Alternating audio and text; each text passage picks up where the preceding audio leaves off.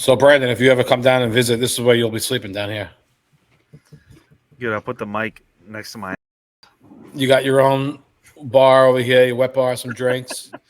Sleep on the couch. You got a bathroom down here. You're good. You're going to have a mic. How much whiskey is down there? Not enough for you.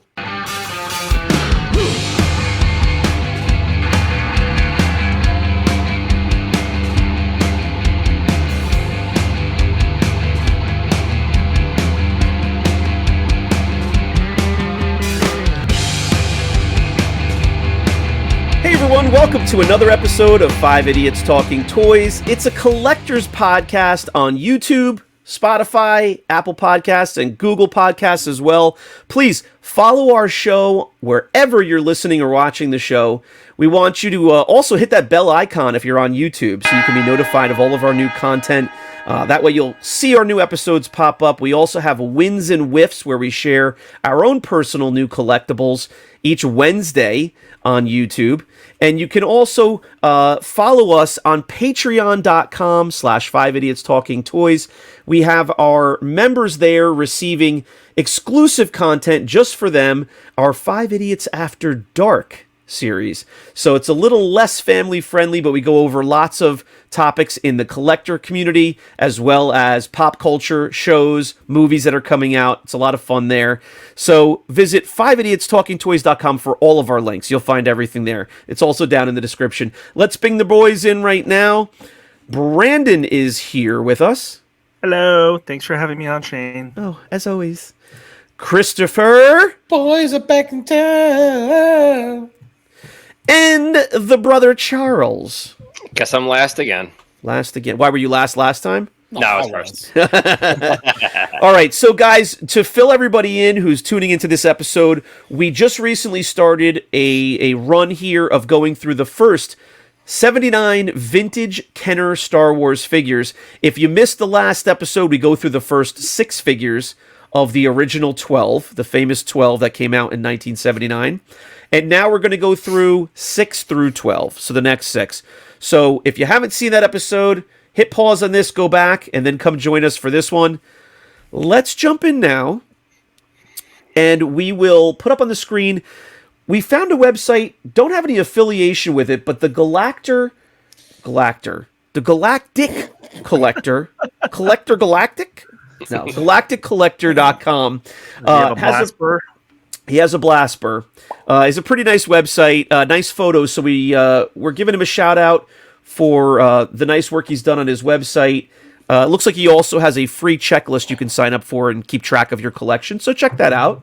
Let's put that up on the screen now, and we're going to take a look at the first 12 figures.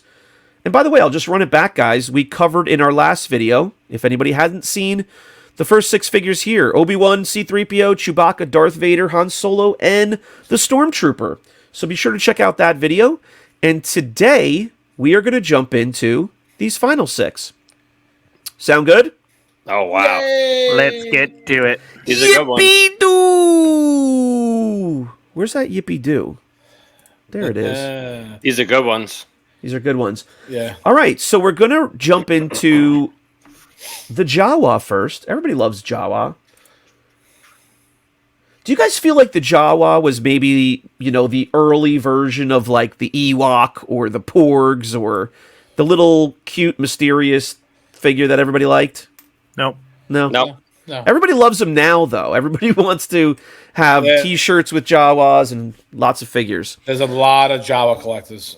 There are. And I love that shirt that they made from the Jaws poster, but it's Jawas coming out of the ocean.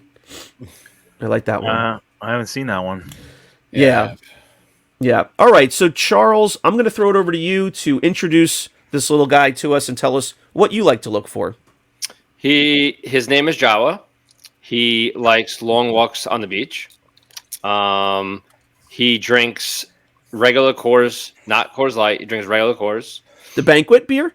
Yep. Oh, okay. And he only eats pizza. Georgian pizza or? Definitely not. No, definitely not Georgian pizza. Okay. So the original Jawa, he came with a vinyl cape.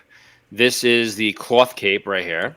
I'm not going to get into variants of capes, but this one is cloth.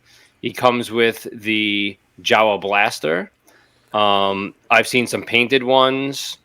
They came off of the sprue all the way back in the day in Hong Kong from the handle. So it should be kind of like split and broken right there. So you said painted one. What do you mean? Is that a repro if it's painted? It is a Repro, Brandon. Okay. If it is painted, it should not be painted. So there you go. if They're you all rub it, solid. They're a solid plastic. They shouldn't be painted. solid plastic. Some are, like a lighter blue. Some are darker blue. Some are lighter gray. There's a whole bunch of different colors. You can probably check out this page, and they probably have most of them on there. But the blaster itself, I would say, what's it touching now? Is it at like $40 right now? 35? 45. Yeah. $35. Used to be an easy $45. $45. It would last 4 seconds. Yeah. Nowadays you list it for $35. It sits for a couple of hours, but it sells at $35. Yeah. And you'll find the bump and the no bump. Yep. There's a bump and there's no bump on it. The cloth cape used to be an easy $20. I would say it's probably like $10 to $15, but the cloth cape comes in like multiple stitches. It could be purple stitch, green, black. That I normally have to show my brother Chris, and he tells me the color, because when I look at it, it looks purple, and I show him, and all of a sudden it's black. So I just want to say, actually, one of the biggest problems on a lot of the pages, what people do is they list a Jawa as a purple stitch, and I'm just going to throw out a number. 60% of the time, it's not even close to purple. It's just a shade of brown. Purple is purple. Like, you can tell if it's purple. If it doesn't really look all purple, then it's not purple. But a lot of times, you'll see people selling it saying purple stitch. It's not purple. It's just a different shade of brown. Or it's a degraded, stitch on there too. I've seen these change colors from brown to grayish. Like you said, there's a ton of stitch colors. Yeah. You have dark brown, light brown. You have purple. You have green. You have light green, dark green. You have black, which is very rare. You have gray. You have orange. And then apparently, not sure if it's true or not, but there's also a white stitch that might be like a pre-production type stuff. I've never seen one. I've heard about it. Don't know if it's true, but I saw a bright red stitch that was obviously fake. The bright red one they have. I know UKG in a day used to label some as rustic. They used to say it was rustic. To me, that was just a different shade of brown. But yeah, there's so many different stitch colors. Smooth cape will be a couple of dollars more. Usually came on the no COO figures, where it's a lot more smoother looking the cape than the raggedy cloth version. That's the vinyl cape. That's the vinyl cape. And this isn't the smooth cape, but I wanted to put up a picture of the vinyl cape. So this is a very desirable, hard to find variant, an early variant. Very faked. The cape is very, very reproed and faked on these, so be careful with that. Yeah, and the early fakes of this were people cutting down an Obi-Wan cape, to a smaller size and trying to play that off as the right cape. Yep. I mean, not to get too detailed and specific, but for him, there's a small little crosshatch pattern that you'll see inside the cape. You take your fingernail and you rub it across to make like a zippering sound, but you'll see the pattern in it. A lot of them you don't. Like you said, it'll be an Obi-Wan cape cut down.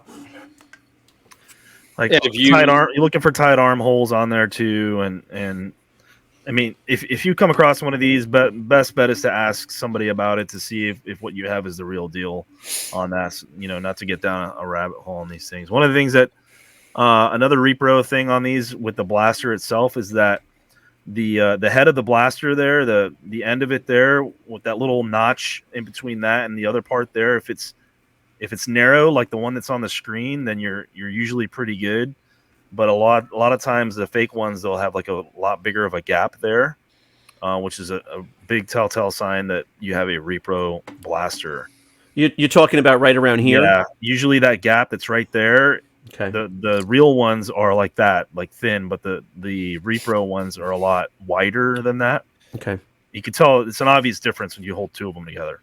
And guys, correct me if I'm wrong for this vinyl cape Jawa. The obviously the most important part here is the vinyl cape if you come across one, but the figure itself, the COO of the figure itself is not uncommon. It's the same COO as some later cloth cape ones. So in other words, if you came across this but the hands were very rubbed or whatever, that's not a problem. You want to get this figure at a good price for the cape itself. You can easily swap the figure out. Right. Just be very, very, very careful taking the cape off because the cape is 98% of the value of the figure. So Right. how to take that cape off, the easiest way, as I've done it, and the most safest, is fold his arms all the way back, and then you take it off. And I'm just making this up on the spot. I have not heard anybody do this, but my thought would be another good idea would be to put this figure or run some warm water, like, not hot water, but just some warm water over it. Maybe make it a little bit more pliable if you're going to do that. So you could look into that. You don't soak this figure in a bowl of water, but I just move the arms back like Charles does. Yeah, these capes get brittle. Is my point. Let's boil it in the pot. Yeah. So for condition on this, since you have this guy up, which is a lot nicer than the other guy to look at, but the bandolier is usually an area of concern here with some rubs. These were played with a lot. A lot of the kids would take the cloth cape off and would run around with the Jawa, naked like this. The hands are also a very big problematic area where people would put the weapon in the hand. So you see rubs inside the hands. A lot of times the hands weren't painted completely. They just weren't sprayed, as well as they should have been. Usually not too many problems with the face and the eyes there, but just overall rubs on the hands and rubs on the bandolier, and then the actual the vinyl cape itself obviously cuts on the arms and stuff that are on the armholes is what you'd be looking for there, and any kind of tears or any holes. But on the cloth cape, if you go back to that one, a lot of times you'll see just some of the threads start to come undone up near Raggedy. Yeah, up near his face there. He'll end up, with a V-neck cape when he's not supposed to have one. Some of the threads will come undone there. Some of the other parts of the cape will be worn. You'll see Irish pennants sticking out of them and stuff like that. They just look worn and ragged. So those are other things to look out for. I've seen a couple of them with holes in the top and the hood. Just things to look out for there. The vinyl cape Jawa, you might not want to grade and you don't like grading. That's like one of the few figures that you should actually grade. Send it in for grading, have them secured in there, and it's good to go. Leaving it loose, I don't know. I just wouldn't do it. That's the one figure I would 100% send in for grading. Because all the value is in that cape, and wherever you leave your figures, whether, I don't know, you have earthquakes, kids, whatever, the figure could tip over. You can get a tear in the cape easily by the shoulder, the armpit. So you always want to be careful with them. But with him, if someone is selling a mint version of him and you see him listed as this, X the seller to take the cloth cape off. You want to look at the figure. People will list Jawas all the time and say mint. How can you tell this thing is mint? You can't see anything. His hands are covered. His face is covered. Make sure that the seller takes it off and you can see the body. They do degrade a lot. The torso is different than the limbs. The eyes, most of the time they are painted correctly, but you want to make sure it's like a nice circle. You will see some little drips and droops there, every once in a while. I'm sure you guys will make fun of me for that. Drips and droops. Drips and droops. That's a new shirt. And like Brandon said, the hands. The number one area is the hands. You always see rubs in the hands. Now we know the value is all over the place, but what's a vinyl cape Jawa loose, and what's like a regular cloth Jawa loose? I mean, a regular cloth one, they're going for like $55 now, and they kind of sit all day on the page, and and then it finally sells. You know, if it's like really like mint version gradable, you could probably get 60, 65, but 55 is like the basic average price. Vinyl cape, again, depending on condition, if the cape is all nice, those are still pushing $2,000. You know, $1,500 to $2,000, all depending on condition. Graded or ungraded? Ungraded. Ungraded, yeah. Ungraded. You know, it was interesting when we had the vinyl Cape Jawa on the screen, and I'm looking at it. I don't look at that figure very often. I actually have that figure, and I don't have it out. I have it put away for the reasons that Chris just stated. Kids running around the house, you know, something gets bumped into a shelf or whatever. The funny thing is, I never really thought about it, and it's so stupid. It's such a stupid statement, you know, to say, but the cloth cape covers the entire figure. Now, I know you just said that in terms of purchasing one, Chris, but I was already thinking this just in terms of enjoying the figure. The vinyl cape has got the whole front of the figure open. You get to see the cross bandolier. That's what the Jawas look like on the screen. Yes, they have cloth on them, but like you get to see the details of the figure. And here, all you see is somebody's old sock cut up. You know, the old story with how they did the prototype, somebody's brown sock, and you see like his eyes, and that's it. So it's really nice to see that vinyl Cape Jawa figure and really see the molded figure and all the details. So it would be nice if you could to have both of those and enjoy them for what they are. As Charles said, you have a vinyl cape. I would get it graded. I would put it in the best case possible. You want to protect it. You want to keep it away from all elements. That's another cape that does degrade. It gets very dark and stuff around like the shoulder area and the armpit area. You'll see dark spots. So even when people are selling them, you always want to see a side shot to see if it's discoloring on the side. Tusken Raider is another one that will have the same area.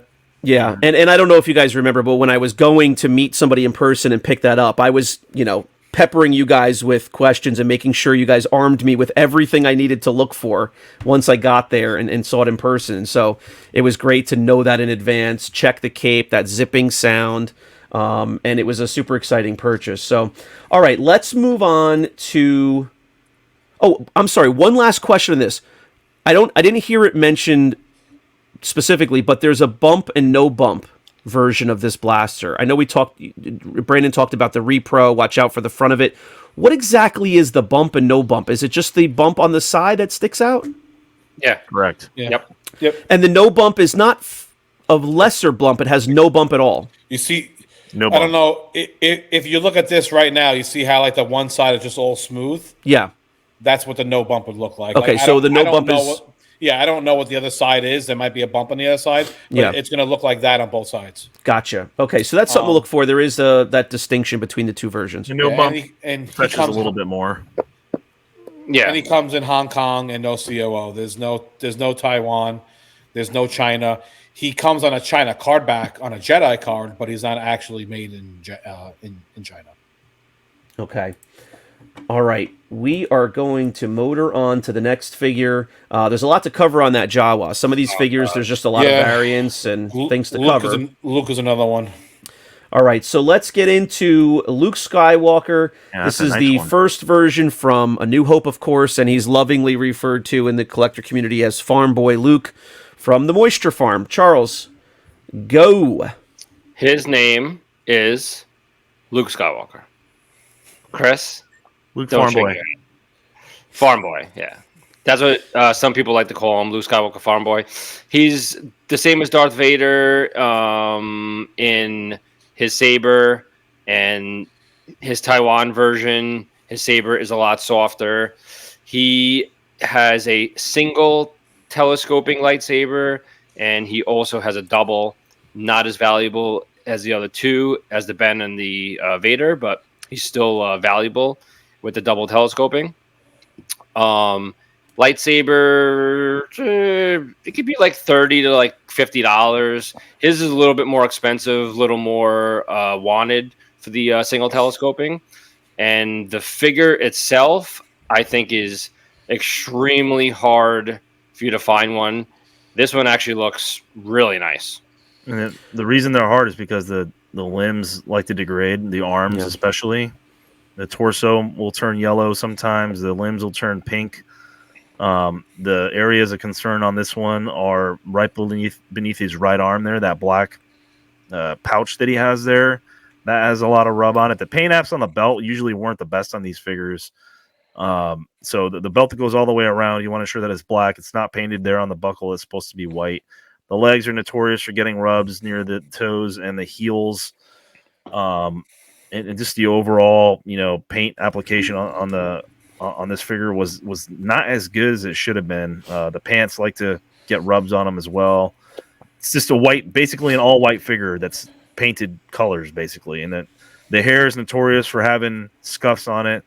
A lot of times the eyebrows aren't painted on correctly. This one looks okay, but the eyebrows you need to look for to ensure that they're complete and that they're painted on. The hair, you need to make sure that it's complete and that it's not scuffed up on it as well. But the biggest issue with this figure is the degraded limbs on it. And I just want to point out that most on it. I just want to point it out what Charles talked about the accessory. I just want to make sure it's clear. He said that the double telescoping is more rare. That's a gross understatement. It's still very expensive, right, Charles? I mean, it's not as expensive as the Obi-Wan and maybe not even the Vader, but it's the most common out of all three. Yeah, right. But to get that for the novice collectors who are watching, to get that saber with the figure, a nice one, you're talking about over $1,000. Yeah. Yep. Okay.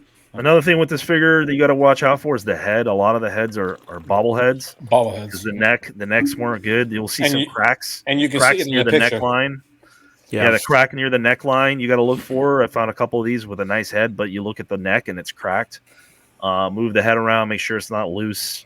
They come in a lot of different varieties of hair color, from yellow to olive to brown to orange. Orange being the most desirable. Dark brown, chocolate brown, olive.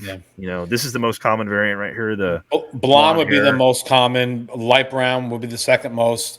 The dark brown would be the third, which they refer to as chocolate, and then you'll find the orange as the most toughest one. There's the olive one too. The olive one is probably right before the dark chocolate one, like number 3. Yeah. Yeah, and I was gonna throw it over to you for those variations.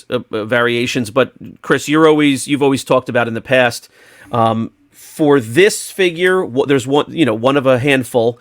If you are a focus collector, people once they've been in the hobby for a little while tend to gravitate towards a certain figure. They like to create different versions of it, variations.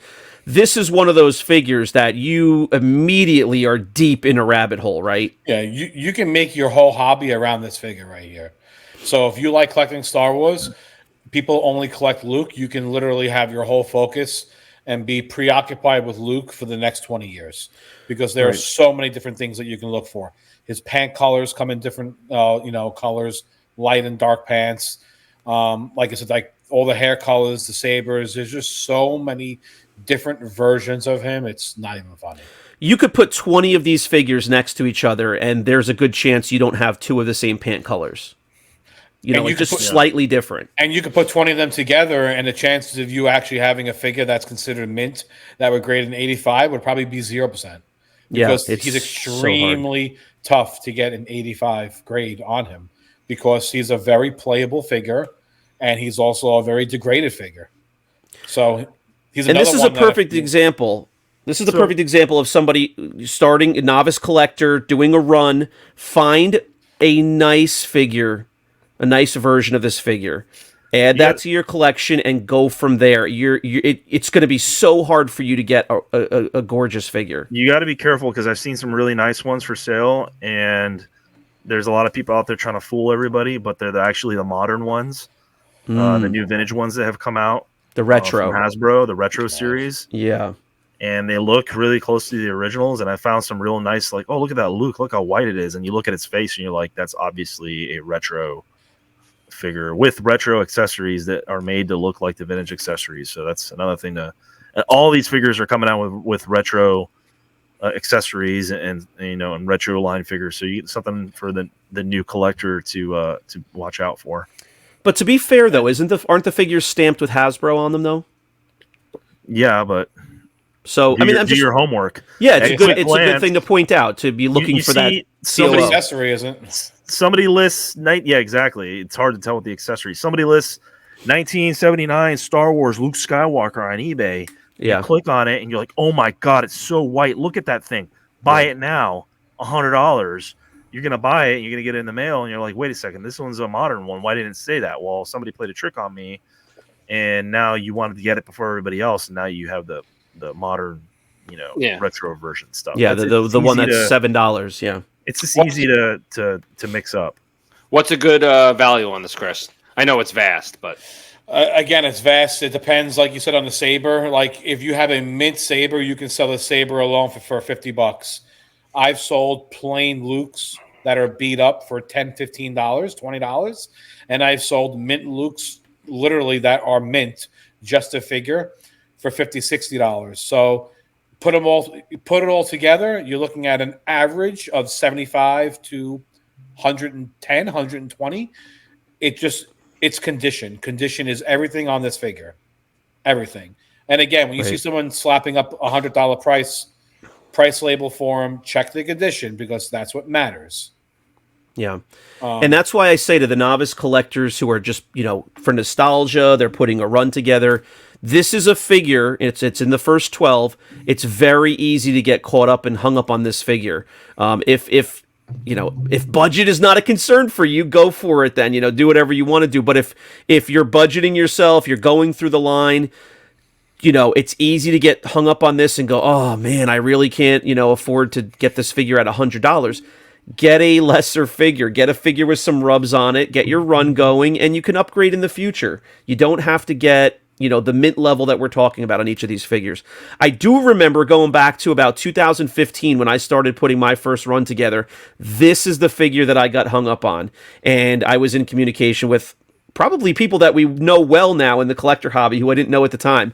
And I was not getting accessories back then. I told you guys, I could not get this figure for under $25. And as I was just starting out, it's not that I couldn't afford $25, but all the rest of them were less than that. And I was like, man, this is the most expensive one, early on. And I was just looking for like a decent version, like just an average, decent, not discolored version. So, it's easy to get hung up on this guy. And real fast, he comes in Hong Kong, Taiwan, no COO, and China. Okay. So all right. Lots of versions. Uh-oh, here we go. Brandon's favorite. Brandon's girl. That's right.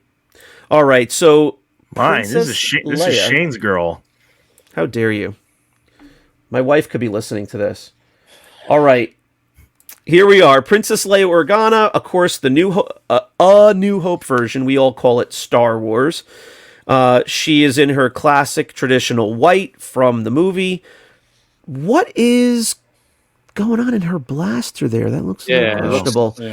All right, Charles, I'm going to throw it over to you. We've got the cinnamon buns, white getup, Princess Leia. So I normally start this off, but I'm going to throw this over to Brandon because this is his girl, and I don't want to take this over for him. So Brandon, go ahead. I'm going to throw it over to Shane. This is Shane's girl. Well, Shane, who do we have here? She's a little too young for me. I liked her when she was about 4 to 5 years older than this. Is this your third favorite variant of her? No, it's not just the actual character. I just love the two Return of the Jedi versions of her. I just love those figures itself. It's not so much Princess Leia, but one of you guys go ahead and jump in because you guys can describe this a lot better than I can, and I'll pepper some thoughts. Princess Leia, she comes with her Leia blaster, highly repro. They come in a solid blue, light blue, and then there is a blue black. The blue version, it's about $50. The blue black can be upwards of like $100. The cape, she comes in a Taiwan also. Her cape is probably the most expensive. She can get probably like $30 for a cape because hers is white. Any of the figures that are white are just very hard. So it gets stained too, right? It gets stained and it rips. Rips so easily. She gets stained. She has paint rubs. And we don't mean stained like a couple of drops of like coffee or something on there that you can clean off. We're talking about like the actual plastic is permanently discolored. Yeah, You know, it's not stain changing. discolored. Yeah. From being in a case or playing with it or just overall age. She's the most expensive, right? Out of the first 12. Her and She's up there with Luke. yeah, her and Luke, I'd say. Yeah. Yeah. And Condition is everything. then a Mint R2 would be probably around the same price. Yeah. But with her condition, the hair obviously is a big one. The eyebrows is another big one. Mm-hmm. That one on the screen, the eyebrows look a little off center and maybe missing a little bit there above the left eye. But her hair is the number one thing on these that I look for. The buns, you'll see some of them have this little pearlescent green to it. You know, that's love that. You know, that's people claim that that's a variant, but I honestly believe it's just It is paint degradation over the years. I got the green metallic hair recently. green you guys were metallic so hair. mad at me like about Chewbacca's satchel. It's the same thing. it. Yeah. The paint they use degrading over the time. The torso and the arms and the legs degrade. You'll see pink, arms and legs on her all the time. Yellow torsos. Very hard figure, just like the Stormtrooper defined, all white.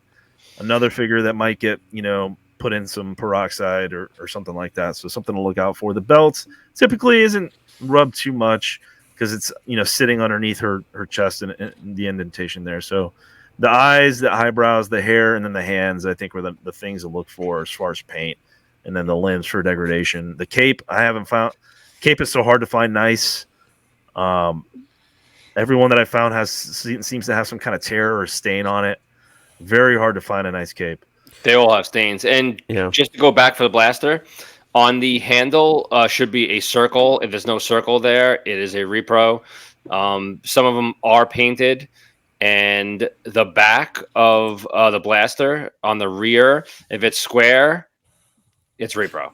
So, and the grip should have a diamond pattern, right? Yeah, they're just like very highly repro, and there's so many repros of this. So we really can't go through all of them. There's a repro with the circle on the magazine there, and the biggest way to tell is the square, like you were saying, on the back near the trigger. She's a very, very hard figure to find in nice condition. She comes in Hong Kong, Taiwan, and a no COO. You can sell her honestly all day long, depending on condition. Because if her blaster goes for $90 to $100, if the cape is $20 to $30, the figure, depending on the condition, can be easily $10 to $25. You can sell her for $150, or you can sell her for $100. Again, it just varies on condition. You get a grade 85 of her, you're looking at $400.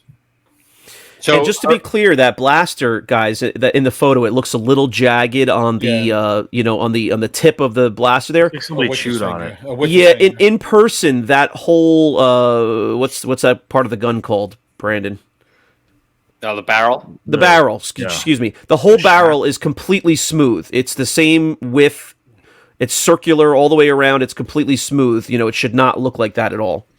Someone's going to take a dump on me, so I just want to fix what I said in the beginning. She comes only with a blue-black. So I was going to jump in there, and I didn't want to be wrong because I had a brain fart. Blue because I was just running through the blaster prices, but she only comes with a blue-black. Right, the blue is only for Hoth and Bespin. Yeah, on the Jedi card, maybe I misheard somebody, but I thought maybe she came with a lighter blue on the Jedi card, but I could be wrong. My knowledge, she's a blue-black. Leia Bespin is a blue or a blue-black, and then Leia Hoth is only blue. Only blue, right.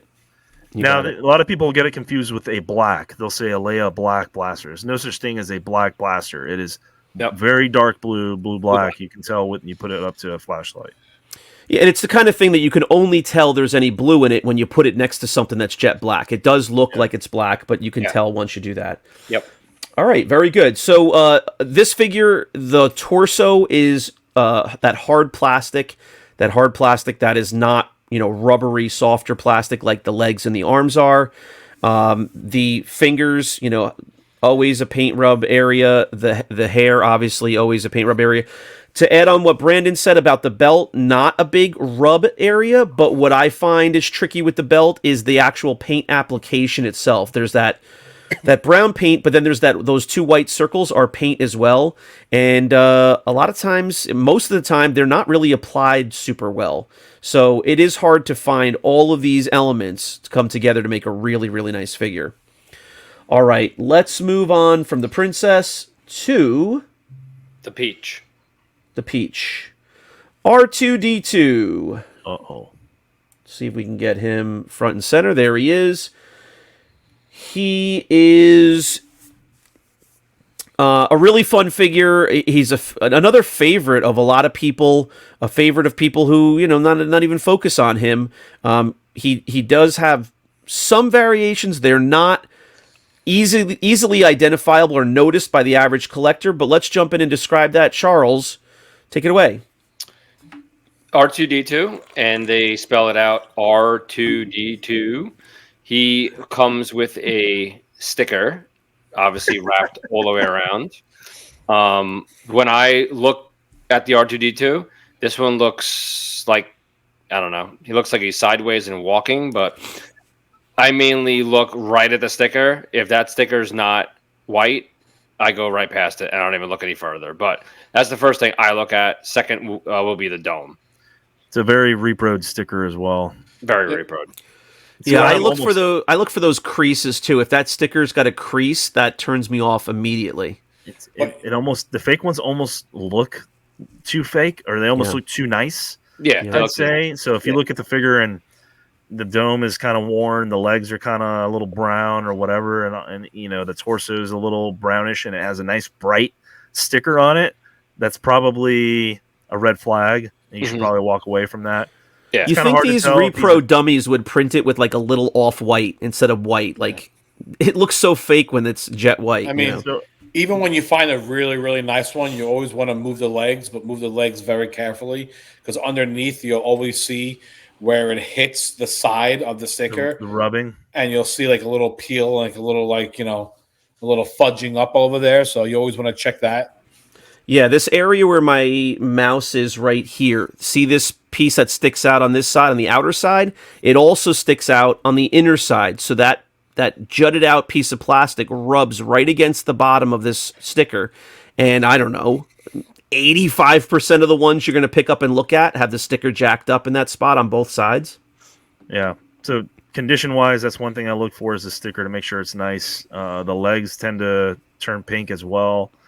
Nice clean legs and a nice clean torso or things that I look for, with a nice clean sticker. Obviously, the head clicking is a plus because it does have a little clicker in there. If it's broken, that's a lot of times those are broken on the inside there. The dome is something I look for to ensure that all the blue paint and the red paint is applied nicely and that the dome isn't scratched up. They do degrade a little bit, which gives you that, a yellowish, goldish hue to it, which, some people say is a variant of it. You have like the Dimple dome, which is the very top, will have a little indentation. Oh, I love that. Those are a little more sought after or whatever. But, the main thing I look for is the sticker. And if the sticker's nice, it's probably one that I'll pick up because that's the hardest thing. Obviously, when you're picking this up, don't pick it up with your fingers by the sticker there because the grease from your fingers and Charles's face will rub all over that. Gross. Don't do it. Get a pair of gloves like Chris wears, white gloves, and handle it. Chris, what do we have for price on this? Well, you'll see him in Hong Kong. You'll see him in Taiwan. The Taiwan version is like a little bit more of a greenish tint on top. There's a no COO version.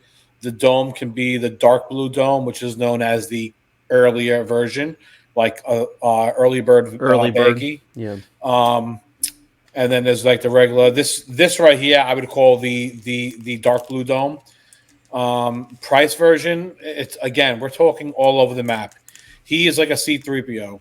You can list one for $10 and you can list one for $100, and you can justify both prices on the condition, depending on how nice it is. Yeah, urinal variants are like $10 and like beautiful condition up to $100. Rip stickers, brown where it was stuck in a urinal for a year and a half. You can still get $10 all day. People play with them. They display them like Shane does. The head clicks is always a huge plus. But again, you get a nice, perfectly white one, and the sticker is not rubbing on the side, and the dome is perfect. You slap it up for $100. I guarantee you, it's not lasting more than 15 minutes. At least not on our page. It won't. I saw one sell recently for $185, ungraded. There you go. Wow. So this is one figure that, you know, I've kind of told you guys this, but recently in the last 12 months or so, it kind of smacked me across the face how much I loved this figure when I was a kid. Like, I just take it for granted because it's Artoo-Detoo. He's in every movie. Of course, I have never met anybody who says they don't like Artoo-Detoo. So I kind of took it for granted. And then once I started, collecting some, played with variants, worn chrome and stuff that I just love, it just occurred to me how much fun it is to have different R2-D2s, look at them, inspect them really close, look for all the things you guys just pointed out, try to get the nicest ones, because I love this figure. He's a very playable figure. Vehicles were built around him, land speeders and X-Wings and stuff. Like, he literally comes in everything. Everyone played with this figure. He is known as the, I'm not going to go as far as saying the savior of Star Wars, but people say that, like, he basically is like the most popular character in Star Wars.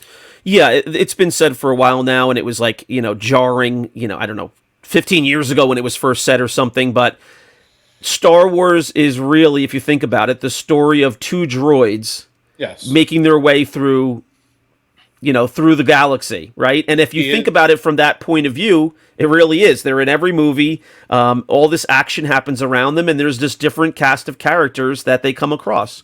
If Charles's favorite figure wasn't such a bum and exploded in the first movie, we would never have, R2-D2 to right. I mean, his figure was on the screen for 3 seconds, and then it blew up.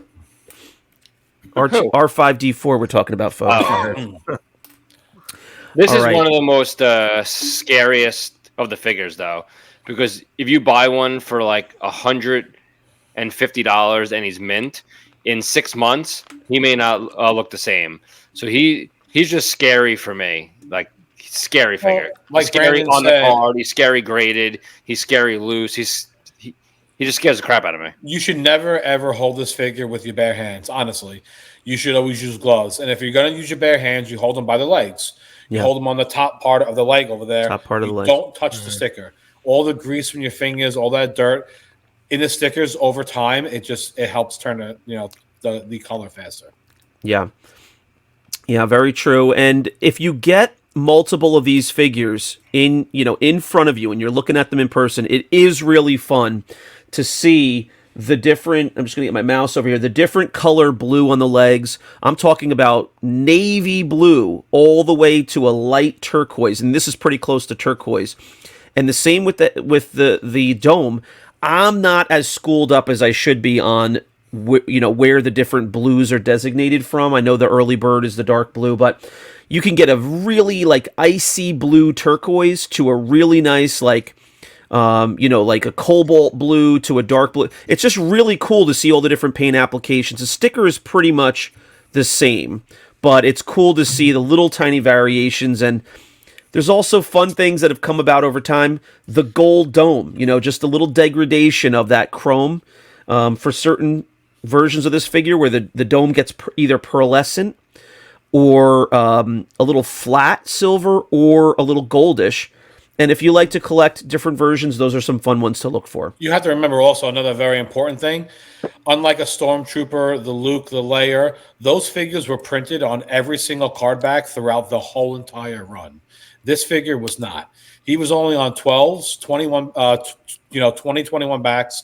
The last card he was on was the Empire 41D, I believe it was. That's it. After that, it was sensor scopes.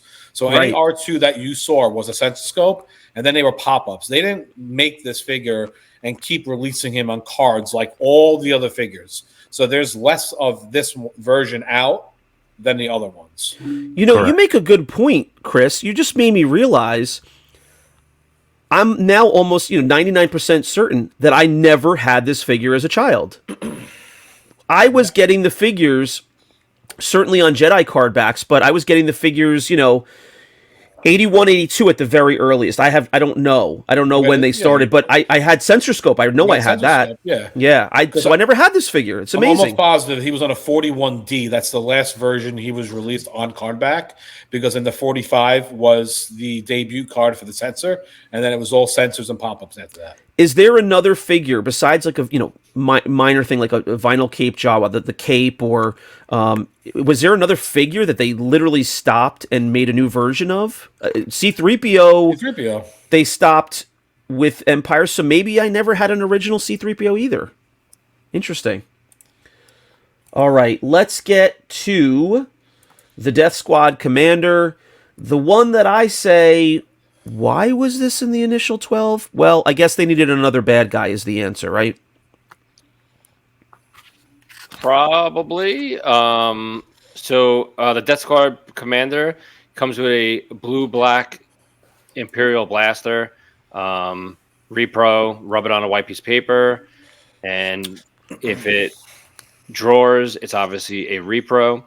With this figure, I always go towards his head first, the hat, helmet, whatever you want to call that thing, and then I look at his belt and hands and feet and stuff like that. I find him just highly hard for you to even find one in really good condition. He's normally just worn. I hate this figure. I hate this figure because it's so hard to find, and it doesn't even get the respect it deserves either, because this figure, nice condition like that with the blaster, like $25 maybe. Yeah. 25, 30, never really went anywhere, but it is the hardest figure to find with no helmet rub, no glove rub, no boot rub, no belt rub. It has so many layers of paint on it. Yep. And it's all black on gray that it's so hard to find a nice one of these with like you said, the dome is the hardest part. So hard to find a black dome. So hard to find a nice blue and red insignia on them. The torso degrades on it, which is, you're starting to see more and more of those. The belt, it's really hard to find a nice silver painted belt, but the gloves and the boots and the helmet are the worst. Yeah. And it goes for so cheap. If you find a nice one, like I don't know, they're real tough figure to find. Not I think the most expensive one I've ever seen was in like a live sale, and someone really talked it up. It was really nice.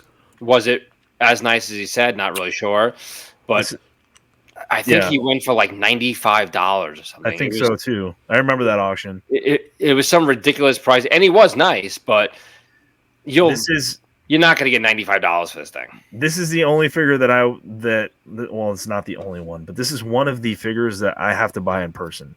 Yeah. Can't buy it online. Can't buy it off eBay. Can't buy it off a page, because when it comes in, I'll be disappointed that there's some rub on it that nobody saw or whatever. And it's just not, it wasn't an easy figure to put together, I imagine. So. All right, well, I'm going to take a second real quick just to let everybody know we have a sales page. If you go to rogue5toys.com, that'll get you there. We have a lot of fun throughout the week in between our show, and we have a lot of great collectibles there for sale as well. Chris is buying collections regularly. He's putting up a lot of stuff. Brandon's been peppering the page nonstop with some really great stuff. Star Wars and beyond. Not just Star Wars, but there's Turtles, there's Alien stuff, there's Dukes of Hazzard, there's what does John put up sometimes? He puts up some crazy stuff. Marvel and Batman. DC, Marvel. So come on over to that page. Hang with us throughout the week. We'll interact with you guys there, as well as offer some great collectibles at some really amazing prices. And things are shipped really well packed. For just, cost of shipping. You're going to get some great deals and some great collectibles and make some fun friends over there as well. So visit us there. For this figure, for me, the things that jump out at me is, I know you talked about the helmet at length. The odd thing that I've seen with this helmet is sometimes this figure has been painted with black with thick paint, and I've seen it actually flake off. And if you guys come across that, where most of the figures will just have a rub or a scratch, I've actually seen like little squares or jagged pieces Yeah, flake off the top of his helmet. I know what you mean. I've seen that on a couple of them. Yeah, so the helmet is really hard. The other thing is the silver that's used on this figure is a particular dull silver metallic paint. So you see it on the three areas of the belt, right here, the belt buckle, obviously, and the other third piece over here, as well as the watch over here. He's got a watch of some kind on his arm, and the circular face of the watch is the same silver. In addition to figures getting rubs, this silver just seems very weak or not, it doesn't stand up well over time. It must rub easily because it just has these faint edges. You can kind of see around the edges of these sharp squares in the mold. It just rubs. And so it is hard to find this figure. That's what you want to look for, is a nice helmet. This dull silver is tough. And finally, the emblem on his chest, there's a couple versions, at least 2 different versions of different red and blue that's there. And that gets rubbed. It gets very light very easily. And they frost as well, the black areas on the figure, especially when they're mint on card. These frost near the boots and the arms. Yeah. All right, let's wrap up this episode with another favorite, the last one of the original 12 Kenner vintage Star Wars figures, the Tusken Raider, also known as the Sand People. So, Tusken Raider, he comes in multiple versions. There's the hollow cheeks. There's long horns. What's it called? Long eye tubes. Long eye tubes. Yeah, short eye tubes. Short eye tubes. He has so many versions. The staff that he comes with, those are when they are repro, they're almost always painted. So rub it on a white piece of paper and make sure that it's not painted. It should have a break, kind of right near his mouth. If you're looking at the staff, it came right off the sprue right there. There's normally like a break right there. Oh yeah, right here on the plastic. Yeah, right there. His cape obviously is the same as everyone else's. Just got to make sure there's no rips or whatever. He's actually kind of hard because the tubes are painted and his horns on top. Looks like his horn is broken on the top. Yeah. It's supposed to be 4 of them up there.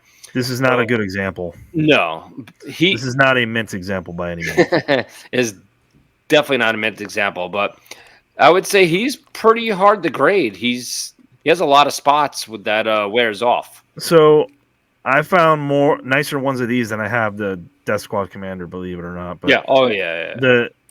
The gloves is a highly rubbed area. The bandolier on the front and the belt, another highly rubbed area. His face. I mean, look at all those things on his face that are protruding outward. Yeah. The horns are almost always rubbed to death. You can never see, paint. So if you're looking for a real nice one, make sure it's got a really nice silver paint on there. The eye tubes are always almost rubbed. The tubes by his face. When Charles was talking about the hollow tubes, those would be hollow on the Return of the Jedi. Not all the Return of the Jedi cardbacks, but some of them. I don't know which version had the hollow cheeks on them, but that's when they started coming out with the later versions. But the gloves, the belt, the bandolier, and anything protruding from his face always rubs. Yeah. I've seen a couple of them where their torsos are degrading here and there, but not as much as let's say a stormtrooper or something. But just mainly due to the plastics. But if you find a nice one, a really nice silver horns and really nice silver eye tubes, and on his face, that's one you should probably pick up. But, yeah, and this silver that's on this figure is exactly the same silver paint that was just on the last figure that I was just talking about. It's just, it's not super shiny. It's not chromy and shiny. It's a duller metallic, a flatter metallic silver, and it's the same one that's used on all 4 horns on the head. They're these rounded, protruding, horns on the eye tubes, and there's also tubes on the cheeks here. That's behind. In this photo, it's behind the Gaffi stick. That's the name of this accessory. They rub off if you just look at them the wrong way. So, I mean, to find one where none of the silver on any of these 8 parts is rubbed off it feels impossible. You're looking at a $50+ figure if you find one with really nice silver on it. Yeah, and the other difference here with this figure is you're going to get different tones on the bandolier and on the gloves. There's ones that are not black, but very, very dark brown, all the way to, a medium brown to a lighter tan. I think some people even refer to it as a tan on the gloves and the bandolier and the belt there. So you will see some variations with the different paint applications. Also, this figure is known for being a bobblehead. The heads get loose. They not only bobble and wiggle, but they'll also kind of lean, kind of like Darth Vader does, where you'll kind of get a gap. If it's leaning to one side a little bit, you'll sometimes see a gap on one side of the neck, which is not, the most desirable, doesn't look the greatest. You want a head that's going to be nice and straight and solid on the figure. But those are the things that I would typically look for. So you said $50, Brandon, and then if you move it to a hollow cheeks. Hollow cheeks, you're looking at, depending on condition, like 300 to 500. I mean, at the peak of the market, they were going for like 500. They've calmed back down again at 200 to 300. That's also a thing that's highly faked is the hollow cheeks. We just saw one. We just saw one. Yeah. If you look closely at it, you can protect yourself, right? Yeah, you can Dremel out the tubes on the cheeks there and paint them, and people will try to pass that off as a hollow cheek. I've seen other people go the extra mile and kind of, I don't know if they're using clay or what, but they'll mold something on his face and they'll paint it. But it's highly faked as well. So, I mean, use your best judgment. Reach out to people again, just like the Jawa vinyl cape. If you think that something is fake on it, it probably is, and you should probably get it looked at. Is that like the hugest, like, just spread of money? Price difference? Yeah, it goes from 50 to 300 just because he has two holes. Well, I mean, the Jawa goes from 55 to 2,000. Well, on that is a vinyl cape, though. Like, this just has two little holes in two tubes, and it goes up $250 for these holes. No, I mean, R5D4 is $25. And the red bar is like, got a little tiny bar that's got some red ink in it by accident. Red paint on there, and it goes up. So I'd say this one's actually not that bad compared to a red bar. So it's a deal. It's a deal. Yeah, it's a deal. So here is a shot of the hollow cheeks that we were talking about right here. These on the original version of this figure, on the Star Wars card backs, the Empire card backs. These would have looked kind of just like these, just these rounded protrusions, no hole in there, just nice and solid at the end. So the funny thing to me is a lot of times the variations, vinyl cape Jawa, some of the early versions that were shorter runs and then updated somehow are the ones that are more valuable. Like Brandon said, this came later on some of the Jedi cards, and pointing to Charles's point, it went up $200, and it's a later version. Now I don't know the story there. I don't know if there's less of them, and it came out later when the figures were already starting to peter out, and they were warming pegs in KB Toy Store. But I think at that time though, there's people buying when Shadow of the Jedi. I think people were buying min-on cards just to collect them at that point because I think they saw that this was going to be a collectible in the future. So I think people were starting to collect and hoard mocks back in the day when Return of the Jedi and Power of the Force came out. Yeah.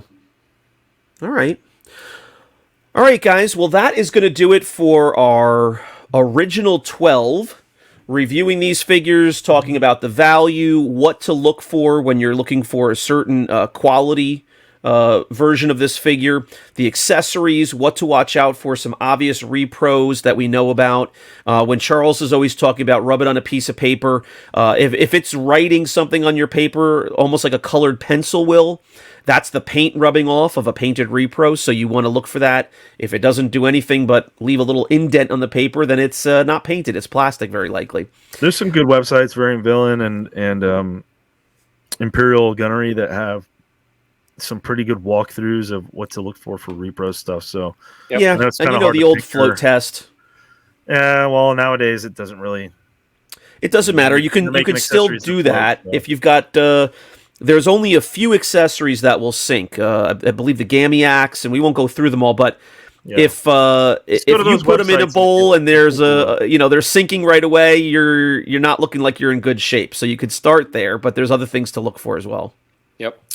All right, so guys, let me get this off the screen and say thank you to everybody for joining us for this the beginning of this series of reviewing the original 79 vintage Kenner figures. You can go to 5idiotstalkingtoys.com for all of our links, including our Patreon.